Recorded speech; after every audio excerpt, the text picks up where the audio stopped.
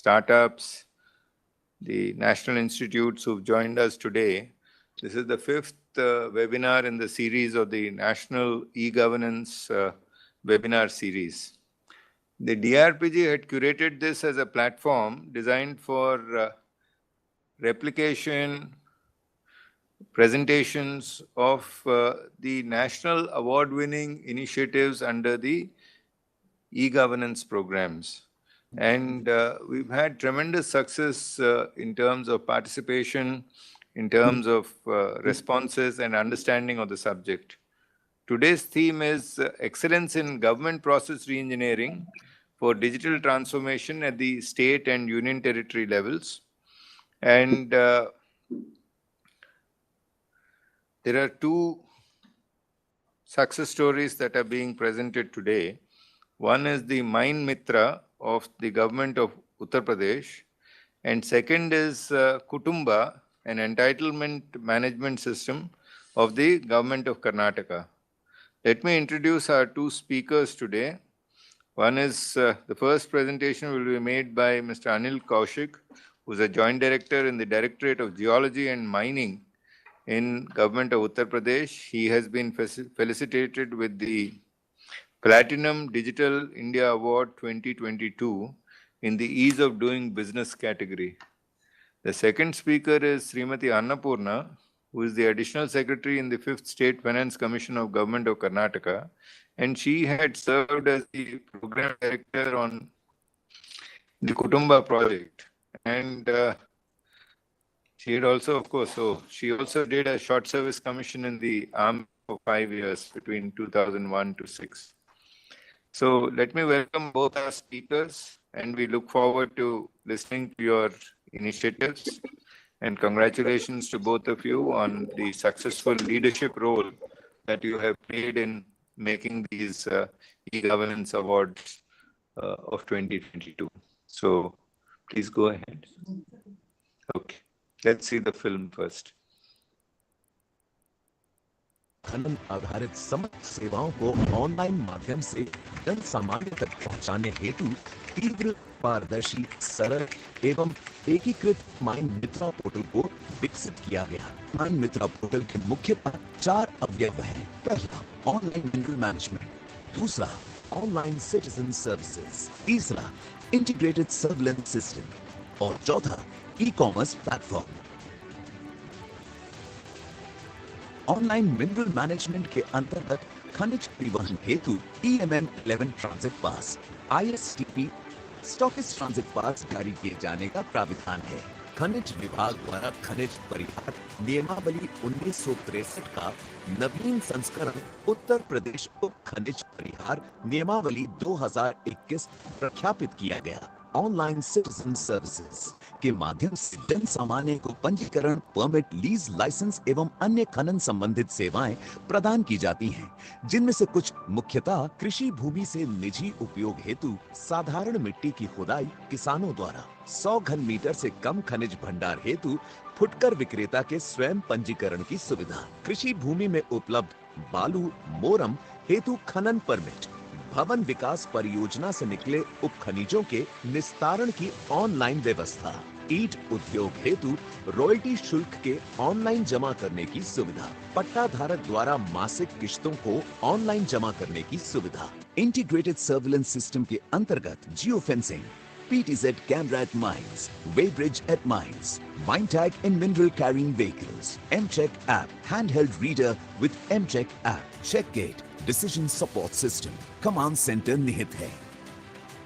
E-commerce platform, खनन निदेशालय द्वारा उप खनिजों के ऑनलाइन बिक्री हेतु यूपी मिनरल मार्ट नामक एक कॉमन ई-कॉमर्स प्लेटफॉर्म विकसित किया गया है, जिसमें खनिजों की खरीद हेतु क्रेता बायर सीधे सप्लायर से संपर्क स्थापित कर सकता है।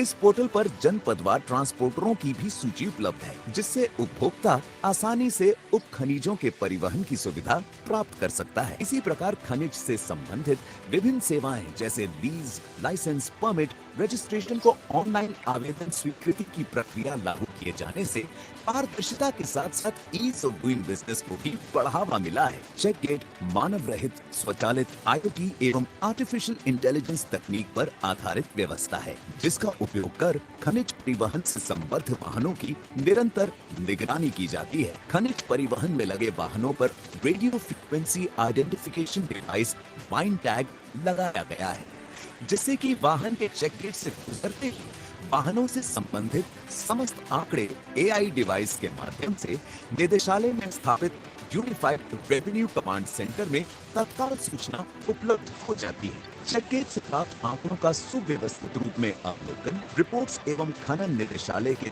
त्वरित एवं प्रभावी निर्णय लेने के उद्देश्य से ऑनलाइन डिसीजन सपोर्ट सिस्टम का विकास किया गया है, जिससे अपने जिले के अंतर्गत स्थानीय प्रशासन खनन संबंधित सभी गतिविधियों पर नजर रख सकता है। खनिज परिवहन प्रपत्रों की वैधानिकता की जांच के लिए विभाग द्वारा एम चेक मोबाइल ऐप विकसित किया गया है। प्रदेश के समस्त जनपदों को एम चेक युक्त RFID हैंड हेल्ड रीडर दिए गए हैं, जिससे विभागीय अधिकारी सुगमता से कहीं भी खनिज वाहनों की जांच कर सके। खनन विभाग के इस अभिनव पहल से समस्त नागरिकों, किसानों, ट्रांसपोर्टरों, पट्टा धारकों एवं उपभोक्ताओं को तीव्र, पारदर्शी, सरल एवं एकीकृत single window mine Myntra portal के माध्यम से प्रदेश सरकार खनन से संबंधित सुविधाएं आसानी से जन सामान्य तक पहुंचाने में सफल रही है, जिसके माध्यम से वैधानिक खनन प्रवृत्ति को बढ़ावा मिला है एवं अवैध खनन गतिविधियों में आशातीत कमी आई है।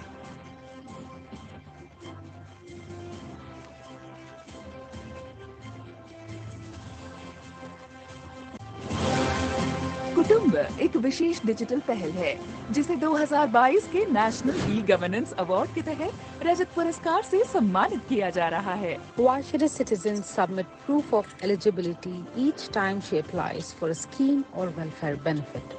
Why should the citizen apply for a welfare benefit when the data for determining the eligibility is available with the government?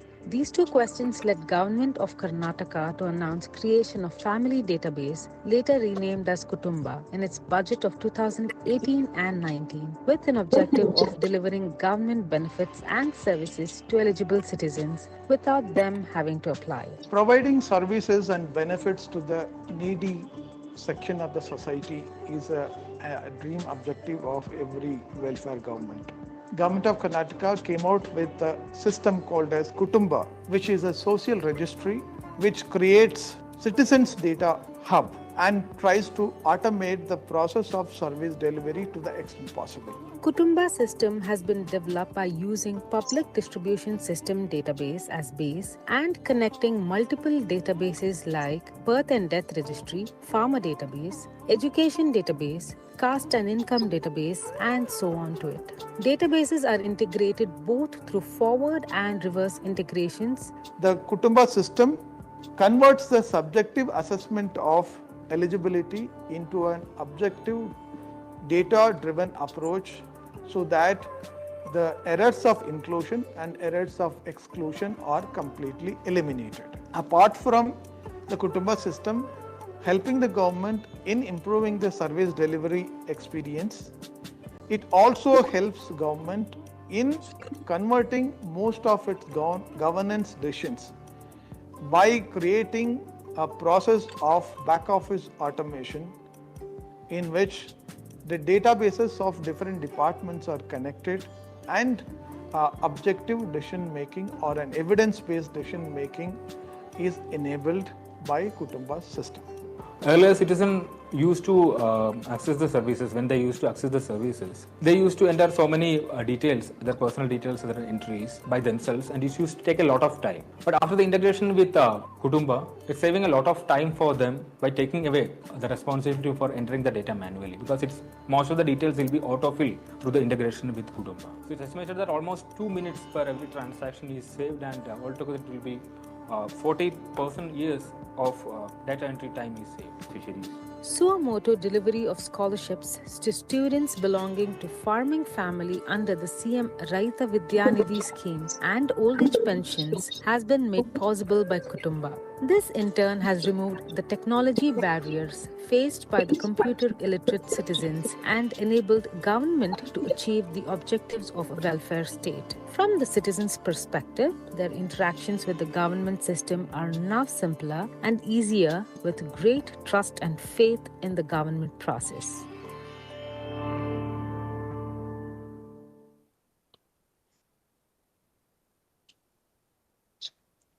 So let me invite the first speaker of today's webinar, Shri Amit Kaushik, Joint Director, Directorate of Geology and Mining, Government of Uttar Pradesh, to please make a presentation. Respected Secretary Sir and all other officers who are here, today I will just give you the brief of what Mine Mitra is. Firstly, it is an attempt to integrate all the process from end to end in mineral management system. It is also a citizen-centric mining services. It was developed to have an integrated IT solution to curb illegal mining practices through real-time data surveillance. What was the need to create this Mine Mitra? The point when we created this Mine Mitra, this information was totally scattered. So through this system, all the information came streamlined. Secondly, it was an opaque system then. To create a transparent system, it was thought to come with a Mine Mitra solutions. What was our objective for this? It was a user-friendly, responsive platform and ease of doing business and transactions of mining sector. It encourages all the users to use the digitized platform for optimizing their outcomes. It also created standardized legal regimes so that a price control and parity in the market could be achieved. Now, this Mine Mitra has four components. Firstly, it is mining e-services. Second, online mineral management system. Third was the smart enforcement system. And fourth was UP Mineral Mart. All these four were clubbed together to have a Mine Mitra's component. Firstly, I will just give you the brief of mining e-services. It was purely for two persons. One was citizen side, which has online leases, licenses, permit and permissions. Today, more than 175,000 applications has been processed through this. And near about 22,000 applications for ordinary earth excavations has also been processed through this. 122,000 farmer registrations were done through this, and more than 3,000 registrations were done for online LOI and deed execution. This was the citizen part of the mining e-services. After that, there is a concessionaire part. What was provided to concessionaires? EMM11 was generated through this platform, E-Form C, ISTP. EMM11 form is a transit pass. Today, almost we have generated 2 crores 93 lakhs passes. E-Form near about 60 lakhs and ISTP more than 65 lakhs. Through this, we have also registered more than 1,64,000 vehicles, and out of this 36,900 transit pass has been verified by using this app. Through this also, all the brick kilns of UP have been mapped in this system. All the vehicles which carry mineral have been registered in this system. There is also a system for verification of transit passes. We have almost verified near about 36,000 transit passes. Second component of this is online mineral management. Through this, we integrate from DSR to deed. DSR is a basic document when we start mining activity. So from the basic to the end, when we start our mining operations, all the system have been integrated with a full life cycle mapping. So initially what was totally scattered has been compiled in one And from here, we can see and understand we have how much deed we have executed and what are the areas where we could give the licenses. In this online management system, we have also developed mines on map. Through this, we can drill down from state to district, district to tehsil, tehsil to village, and we can see where are the leases and what are the details. It is using the technology of heat mapping. Through this, we can understand where the lease is in abundant, where it is in less, where we require to create more leases, so that mineral can be made available to the people at large at a comparative prices. Through this also, decisions making system has been improved a lot. Third system in this is a smart enforcement management system. This is a unique system in India as a whole. In UP, we were the first to start this in smart management system by using AI and IoT based system.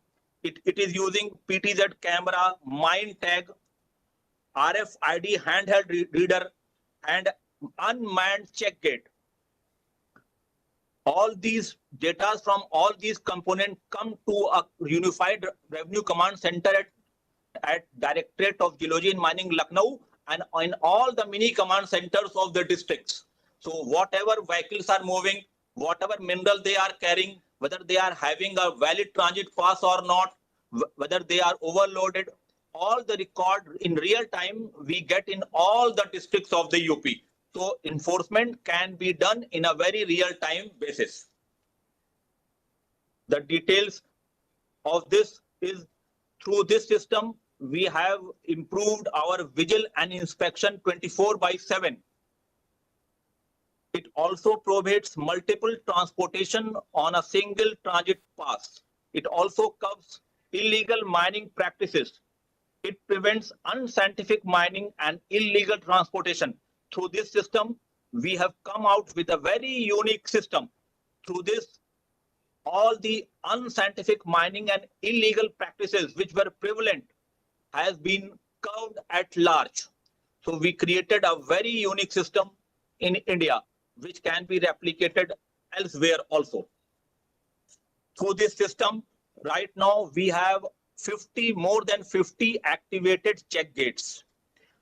Through these check gates, we have almost issued more than 1 lakh notices, carrying an amount of more than 450 crore. Out of 450 crore, we have almost realized more than 250 crores.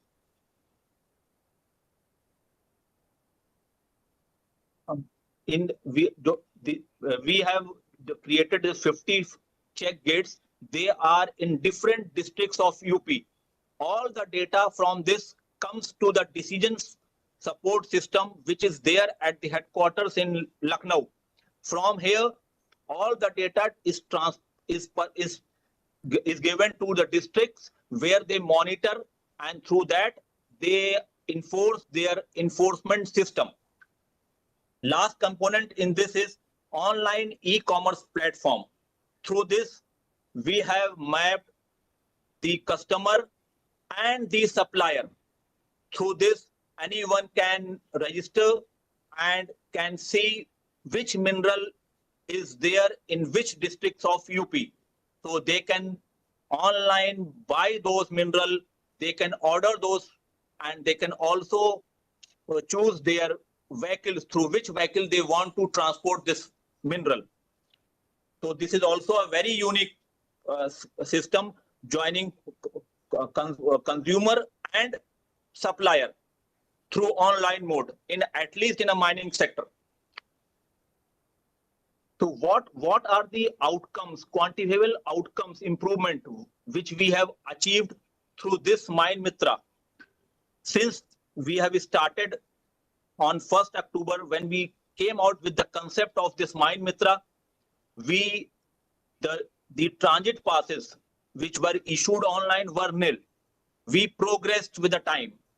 By 2021, we have issued near about 97 lakhs e-transit passes, which till date is 2 crore 93 lakh transit passes.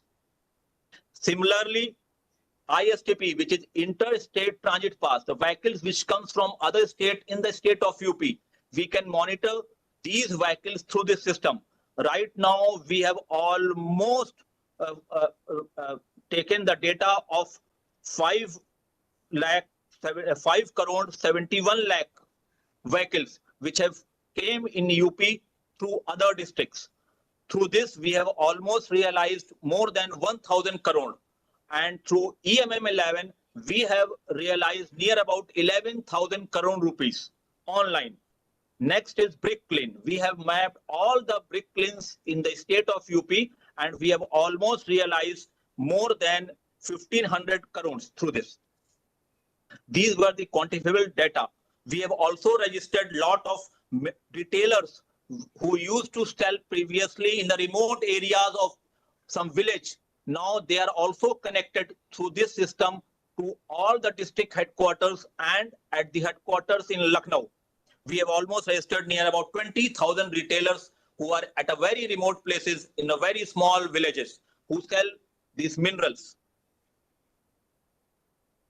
After this, this is a integrated system which has different component.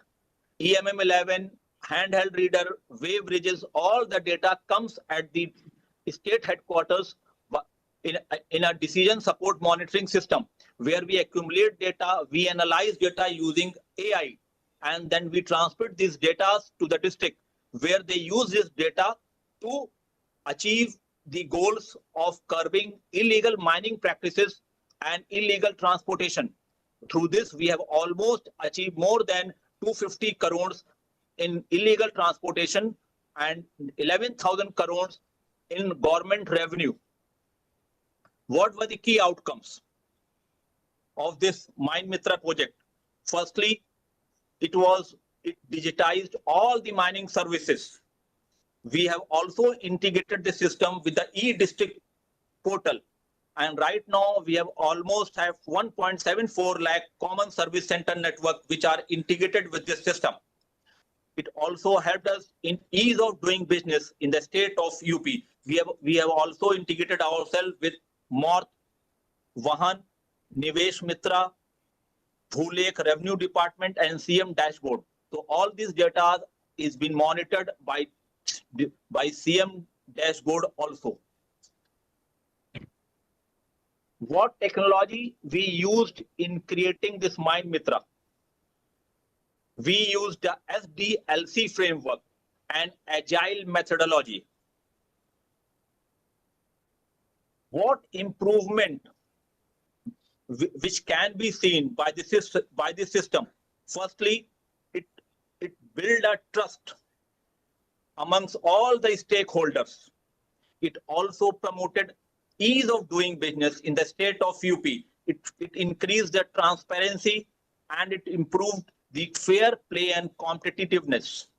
It also transformed all the manual processes into online system, and what time it used to take in 2 to 3 months, now the time of processing the applications has been reduced from 3 months to 30 days, and even in 24 hours. We can process all the applications within 24 hours right now. So this perceptible improvement has increased manifold. It also has created a G2G regime, and it has been linked to common service centers which have helped boost rural livelihood and economy. It has also promoted local entrepreneurship. Now, the interportability aspects. We have a system where we use check gates, we use handheld machines, we use common centers, citizen common centers. There are transporters, there are dashboard headquarters, and in all districts, all they function independently. but the data is being synchronized, and that data is used for decision making system, and it has helped in improving our decision making ability. Initially we were not having the data through which we could have come out with some important aspects, but now through this AI based system, the data comes in a very mapped way, and we use this data to curb illegal mining and illegal transportation. Right now, we have near about 1.74 lakh common service centers in a district which has been linked to our projects. The scalability of this project, right now we have near about 50 check gates in UP in different districts. So this system can be used throughout the country where mining activity is being carried out. Near about there are more than 450 districts in India where mining activity is prevalent. So if this system is used in this for more than 450 districts of India, they can also benefit the way which we have benefited in the state of UP. What was the impact of this Mine Mitra? Previously, what I told that we are processing all the applications online. Right now, we have almost processed more than 1,12,000 applications. And among this, more than 15,000 mineral registrations, retailer registrations has been done, and more than 70,000 registrations for excavating of ordinary earth in a very remote areas of UP. It has also helped us in a smart enforcement system. Through this, we have almost inspected more than 26 lakhs vehicle. We have generated more than 1 lakh notices through this. We have almost realized more than 270 crore rupees.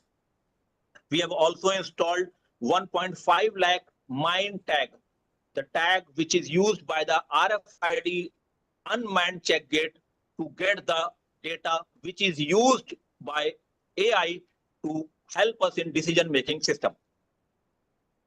What is the demographic reach of this Mine Mitra?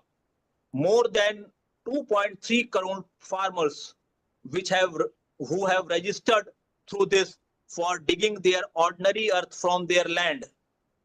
They have benefited out of this. More than 1.5 lakh transporters are registered with our system. More than 5,000 leaseholders, more than 14,000 brick kilns owners, more than 1,200 stockists, 100 departments are integrated right now with our system, and they use our services to improve their decision making also and their processing also.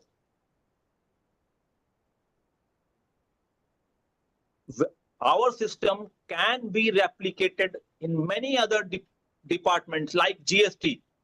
They can use this system to alert in curb tax evasion. In forest department also to curb illegal transportation, because forest and mining, that they are interrelated things. Excise department, by using our unmanned check gates, they can get the data of the vehicle which is not even mineral carrying vehicle. All the vehicles which are passing through that unmanned check gate, they can be tracked through this system, and this can be used by excise department. Same way, transport department, they can use this system to identify which vehicle is overloaded and which is not. And all the districts can use this system for surveillance. So this was an overview of our system, which has helped a UP government in decision-making process in a very smooth and a congenial way. It has also helped us in improving our revenue manifold. Thank you, sir. Thank you very much. We quite enjoyed listening to the presentation. As you were speaking, my mind went back to the first time a Mind Mitra was awarded as part of the e-governance initiatives, which I had heard was way back in December 2018. And from there to when I see that was Chhattisgarh Mind Mitra. From there to what we saw with Uttar Pradesh, the scale, scope, and implementation has changed quite significantly. Congratulations to you on the hard work that has been done in designing such a comprehensive system. Yeah. I'll now invite our second speaker for the day, Srimati Annapurna, the Additional Secretary of the 5th State Finance Commission of Karnataka. She had earlier served as Program Director of the Kutumba. So, Srimati Annapurna, please. Good afternoon, sir. Thank you for this opportunity to present Kutumba in this national webinar. I am with my team which has worked with Kutumba, and I would like to start this presentation saying that Kutumba, which began as an entitlement management system, today has grown beyond it and is now also a social protection system. So, as you're aware, Karnataka has been a pioneer in e-governance, and it started way back by setting up a Department of E-Governance in 2003. And all the departments in the state started their digitization process and building up IT systems to deliver services to the citizen. The main reason for delivering or adopting e-governance to improve the interaction between citizen and government and to deliver the services in a more efficient and effective manner. Having said that, it is known that citizens today continue to face some challenges in receiving the government services. They have a cumbersome application and process through which they have to apply. There is multitude of government documents that they need to submit. There is delay in sanction and the issue of delivery of cash transfers. Sometimes the role of middleman becomes inevitable. Government realized that these challenges, in spite of digitization, continue to exist, and it came up wondered as to what is the alternative solution for this. Is there any better method where we can deliver citizen services effectively? So on studying this, it was realized that the socio-economic caste census in 2011, which was taken up by Government of India, was a first attempt where they collected the social and economic parameters of the citizens to determine the eligibility for various schemes and benefits. Today, Government of India still uses this families who have been identified as deprived in delivering or assigning the funds to the states, to the deprived families under central sector and centrally sponsored schemes. This database, when it started, they collected about the socio-economic indicators of the households, and it came up with 14 parameters of exclusion and 5 parameters of inclusion. Based on these two parameters, it came up with 7 deprivation parameters, and they rated the families on this deprivation parameters. Families having identified as deprived in all 7 parameters were rated as highly deprived, and those who did not have any deprivation were considered as non-deprived and not included in the eligibility or for the benefits. This survey, while it was taken up, it was through a door-to-door survey. Rural and urban, both the populations were covered. And the data was captured based on what the citizens declared themselves. And this data was then collated and given separately for rural areas, and the rural areas was given to the Panchayat Raj Department, and urban areas was given to the Urban Development Department. So with this concept, understanding that SCCC has a framework which Karnataka can also adopt, Government of Karnataka in its 2018-19 budget announced that they would come up with Kutumba, which would be an entitlement management system, which would use the PDS database, that ration card database, as its base. The reason for adopting the ration card database was in Karnataka, The PDS system is both for BPL and non-BPL, that is APL families, and it covered more than 80% of the total population in the state, particularly those people who generally apply and receive benefits from the government are already in this said database. The second advantage it had was there was Aadhaar seeding in this database. So this Aadhaar seeded data was readily available for us to take it forward. To start off with, a proof of concept was carried out where the SECC approach was adopted. A taluka was selected and a survey, house to house survey was carried out to capture the data to see whether a SECC database could be built up. On surveying, there are two points which was realized. One is when you do a survey, the survey data gets stale over a period of time. You do not have, these data does not get updated on its own. Second, the data is on the based on the declaration of the citizen. There is no provision to validate or authenticate the correctness of data. So this method was considered as not suitable because after a certain period of time, the data becomes unusable. So the second methodology was to have connections between the different IT systems of the state. We had the advantage that most of the departments have a very robust and developed IT systems which we could connect, and also they had already started seeding Aadhaar into their databases. So deduplication and using Aadhaar as a primary key for connecting database was possible. Accordingly, a centralized data repository was created in the state, and in the starting we connected about 18 databases to this public distribution system. And then a family ID of nearly 5.4 crore citizens was created through this methodology. Going forward in 21-22, the state decided that we would build this family ID into a social protection system with 5 components. And as on date, the social protection system is put in place and entitlement based delivery of service have been initiated. So the Kutumbas, the 5 components that today are included are social registry. This is the centralized database which is connected today to more than 30 plus IT system in the state and nearly more than 10 IT systems of Government of India. The beneficiary registry in Kutumba is the database which contains the data of all citizens and families who have received benefits from the government through various schemes. This data is kind of pushed into this beneficiary system by a state DBT portal, which collects the data through which the payment, Aadhaar-based payment to beneficiaries are done. The third is an integrated beneficiary management system.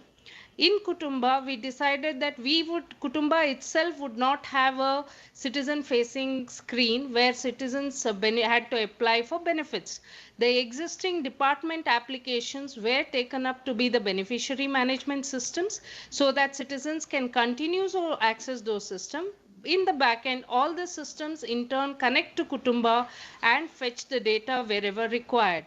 The payment portal of the state, known as the state DBT portal, is also part of Kutumba, and the payments whenever required, Kutumba has a capability of pushing directly through Aadhaar. Citizens would naturally have some grievance related to their data. They may have questions related to correctness of data, or they may want to update their data. So Kutumba has been onboarded on the integrated public grievance system of Karnataka, where citizens can raise their grievances, which is then directed to Kutumba. So how did we come up with creation of this database? Initially, we took the ration card database and identified certain key databases which we need to connect. Those databases which have a key role in determining the eligibility of citizens, particularly the caste, the income, the land holding, etc. So these databases, when we took the data, the first step is always to do a data quality check. So this data quality in terms of 4 parameters, whether there is completeness of data, whether the data if present, if is it valid data, and third, whether it is deduplicated. Once you do these 3 parameter check, then we standardize the data format and go into a matching and merging process. This matching and merging process has been developed in-house by the SCMT team of the state, which is then used to identify and link the records. Once the records are linked, the golden records are created, and the accruing benefits by those citizens are also updated against the citizen. This data in turn is shared to the consuming departments. So today the social registry sits like this. The Kutumba sits on top on several other department registries. It is connected to the Social Security Pension Registries, which has more than 70 lakh pensioners, Caste and Income Registry, Housing Beneficiary Registry, NREGA, Disability, Farmers and Land Registry, etc. Two ID systems have been extensively used, the ration card numbers as a PDS ID and the Aadhaar tokens have been used for connecting to these systems. Coming to the interoperability perspective, so when we connect to various data systems, two questions arise. Am I getting the data from authentic source? And how do I validate the self-declared data? Because not all data fields have sources of information. So coming to the first one, that is a validated data from authentic source.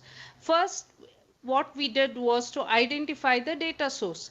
When I say identify, it is seen that the same data is available across department databases. For example, caste data is captured by social welfare department, backward classes department, or many other IT system. However, there can be only one authentic data source, and in Karnataka, revenue department is the one which issues the caste and income certificate. So the revenue department data was identified as a data source. Once you identify the data source, you need to decide who is the data owner. Like I said, revenue department. Then the question comes, there might be certain data sets which may have more than one data owners.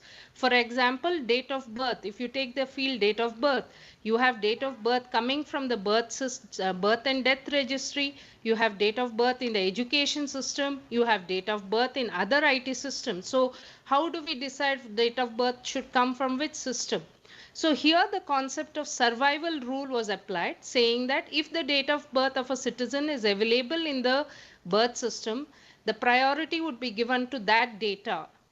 So having said that, if the person's date of birth is not there in birth but is present in education and then in Aadhaar, the priority would be applied to the education system data. So accordingly, the survival rule was applied and the data fields updated. Then the third important parameter was how frequently do we need to update, whether the data needs to be updated daily, weekly, quarterly, or annually. When you go for updation, one also needs to know the frequency, because certain data sets may get updated on daily basis, whereas certain data sets may have frequency updation at quarterly or annually. For example, education status, once the admission is completed somewhere in August, September, the data can be updated once till the next year's admission process. So this updation frequency was also determined. Then coming with these concepts in mind, a process called as reverse integration was implemented. This is an important feature which gives the strength to Kutumba system, because these databases push the data into Kutumba system through this mechanism every night or weekly as per their schedule, and the data gets updated in Kutumba daily. Now, the second set of data we had was self-declared data. For example, the marital status, the gender. We do not have a IT system which can confirm this data source. So here in this, we used a concept called as confidence scores. For example, if a person's gender is indicated as female in 4 out of 5 IT system, a confidence score of 80% was allocated, and any record having more than 80% confidence score, the gender was updated as female. Similarly, with the case of marital status and education declared. So integration with attribute source systems ensures that the Kutumba data is updated seamlessly on nearly real time, that is T+1 day, our data gets updated. So this shows the functional structure of Kutumba system. On the left hand side, you can see the various IT systems which are connected through the process of reverse integration, which feed data into the central database, which in turn through various APIs extends this data to the consuming departments. The key objectives of Kutumba or through achieve social protection are to do suo motu delivery of service, bring in the concept of ask only once. This is to say that if a citizen has submitted some information in any one IT system once, she is not required to submit it again in any other IT system. This data is then pushed by Kutumba to the concerned IT system. Weed out ineligible beneficiaries, evidence-based planning, and disaster management support. Some of the use cases adopted or taken up by Kutumba. One critical activity that Kutumba has taken up is identification of ineligible or deceased beneficiaries. Today, as Kutumba is connected to the birth and death registry, we broadcast the data of deceased people, particularly to those departments which give recurring benefits, like that of ration card system as well as the social security pensions. So every Monday, Kutumba transmits the deceased beneficiary data, and departments remove those beneficiaries from their database, keeping it up to date. An advantage of this in case of social security pension is the annual life certificate mechanism. One need not wait. The moment death is registered, the pensions can be stopped from the next month, and this leads to savings to the exchequer. It is estimated that nearly 41.60 crores of savings are accrued to the social security pensions till date by removing around 4.16 lakh deceased pensioner from their database. In addition to this, Kutumba also supports the departments in removing their ineligible beneficiaries based on the scheme guidelines. For example, if a person is availing a PHH or the priority household ration card, there are certain conditions that person must not have more than 5 acres of land, should not be an income tax payee, etc. As Kutumba is connected to income tax system of Government of India, we share this data to the ration card, and so far they have removed nearly 2 lakh ineligible, rather they have converted this PHH into non-NPHH ration cards, and this they have estimated the savings to be nearly 18 crores per month. Moreover, the housing department uses Kutumba data extensively. Karnataka, there are multiple departments which give housing benefits to their target population. So the housing benefits delivered is updated in Kutumba, and these departments consume the data from it and deduplicate. So far, 1,000 plus ineligible applicants have been removed, and which has led to a savings of nearly 30 crores. Other government schemes where Kutumba is extensively used is student scholarship. There is a state scholarship portal in Karnataka, which is a unified platform for all departments which delivers scholarships. Now, using the Kutumba data, this said portal determines the student's eligibility for schemes automatically. A student comes and provides his Aadhaar into the system, other data fetched from Kutumba, and all the scholarship schemes to which the student is eligible for is automatically selected and benefits given. So if the student is not aware of what scheme she is eligible for, the system supports in determining that. There are no documents sought, and more than 50 lakh students apply each year, and this data is used. This is both pre-matric and post-matric schemes included. Government of India's ABBA health card, Karnataka stood first in enrollment. In this case, the ABBA system and other state, while it was connected to the PDS, in Karnataka, they connected to Kutumba, used its data, and they were able to enroll more than 1 crore residents for this health insurance schemes. The guarantee schemes of the government, which were launched somewhere in May of this last year, if Kutumba supported in successful implementation of the schemes, and we were able to enroll within 3 months more than 5 crore beneficiaries. And today in Karnataka, the surveys, various surveys carried out by departments like out of school survey by the education department, health and nutrition survey by the health and women and child department, they all use the base data to be Kutumba.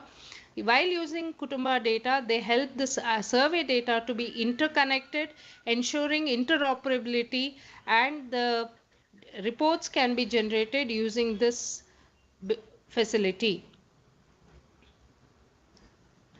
Coming to the guarantee schemes, so this has been a achievement of Kutumba that after the government announced, we were able to provide the data of eligible beneficiaries, and this Kutumba system was involved from planning and budgeting up to the enrollment of the beneficiaries. So what Kutumba did, to give an example of Griha Lakshmi, where rupees 2,000 was given to the woman head of the family.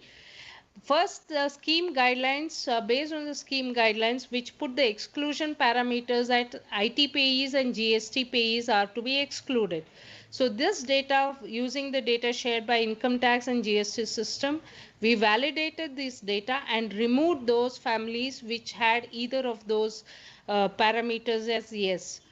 Based on then the families were prioritized and a pre-sanctioned list was generated, which was shared then with the EDCS system called as Seva Sindhu, which then went into enrollment. When you went into enrollment, whenever a resident who applied for it, if they found eligible by the system at that time, was given a sanction order on the spot. So the process of verification and then issue of sanction order was bypassed, and immediately on application the benefits, the sanction order was issued. Can we go to that, Sanjay? To give an example of this data, it is now possible to do a targeted approach. The data in Kutumba is supporting in doing a detailed data analytics of knowing up to what level the beneficiaries are yet to be covered. To give an example, this is a report of guarantee schemes. This data of today, the government is able to identify the residents who are yet to be covered or those districts which are not covered. So if you can go to that top 10 districts.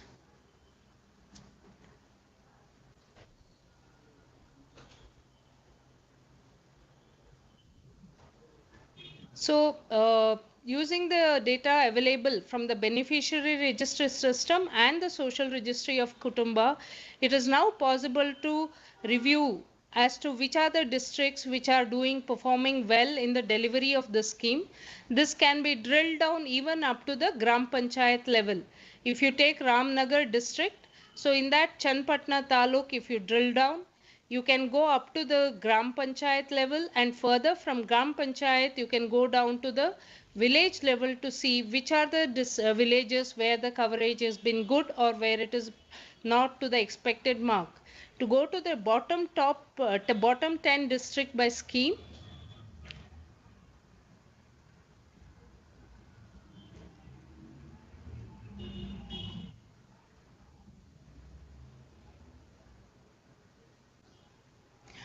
similarly, the bottom 10 districts which are not, there is effective implementation or there is a requirement to monitor the progress, can be identified using this data analytics, where you can drill down up to the village level to see which are the villages or the Gram Panchayats which are yet to cover those citizens completely.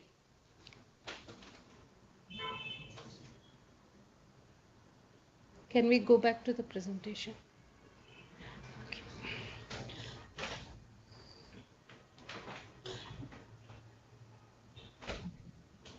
The key learnings and how this can be replicated across other states.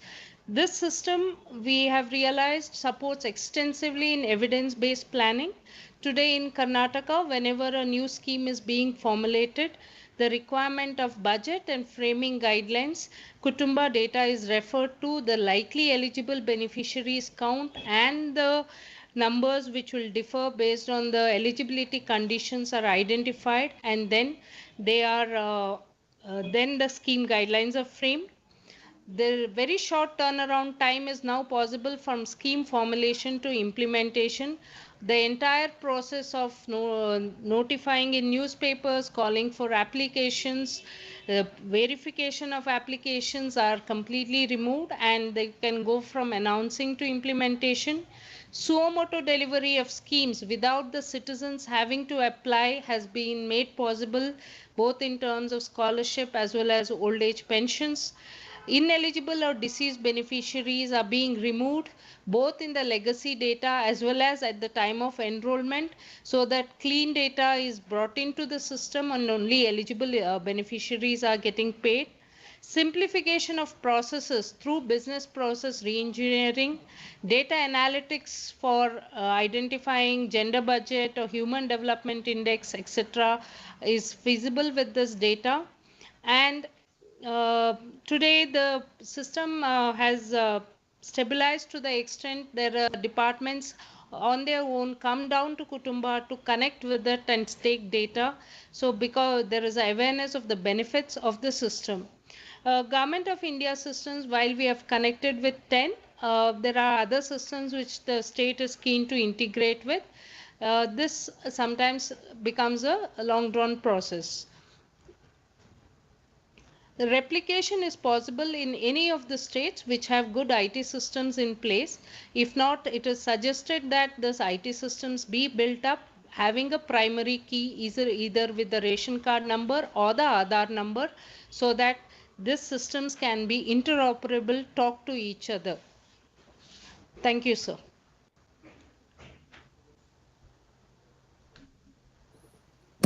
Thank you, madam. Actually, our secretary sir had to leave for an urgent program which starts at 1 and he has to travel a bit in daily traffic.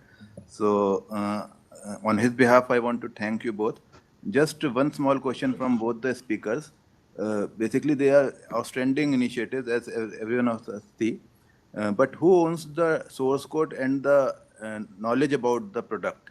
Whether it is with the state government and state government agencies like NIC, government agency, or it was developed by a private vendor?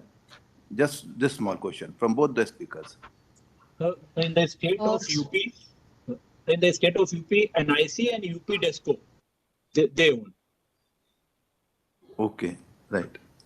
And in Karnataka? Sir, it is Center for E-Governance along with NIC. Okay, okay. Thank you. Thank you. So, excellent. And because we are already reaching the time, if anyone from the districts and the participants, they have any question, they may ask.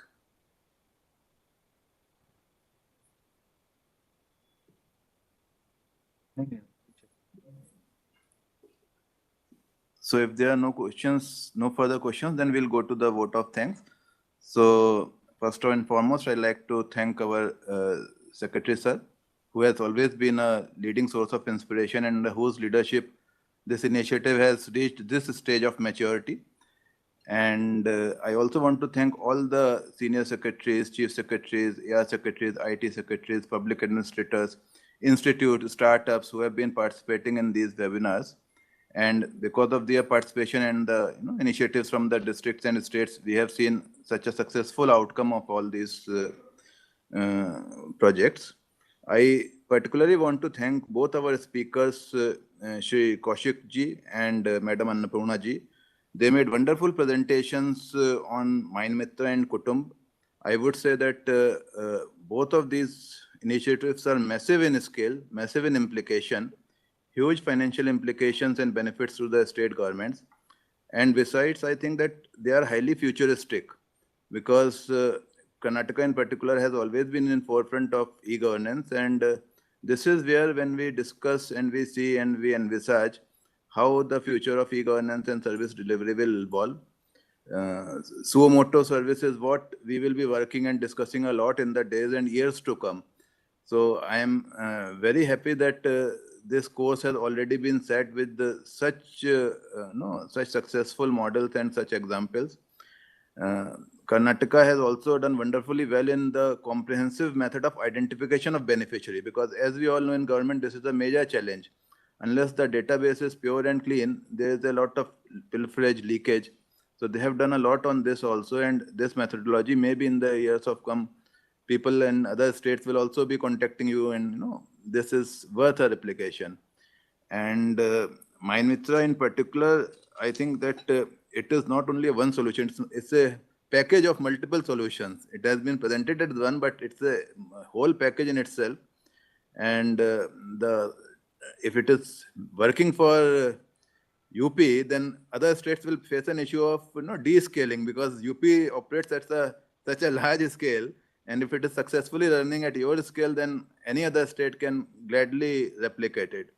And I hope that we will be able to do some sort of an handholding in this replication, because definitely the benefit which is accruing to the state and which can be used by other states also, it's tremendous, and it is significantly appreciable. So with these words, I again thank all of those who were present with us, especially our e-governance team and the NIC team, which make this conference possible. And we look forward to hearing such wonderful initiatives in future again. Thank you all. Thanks. Thank you, sir.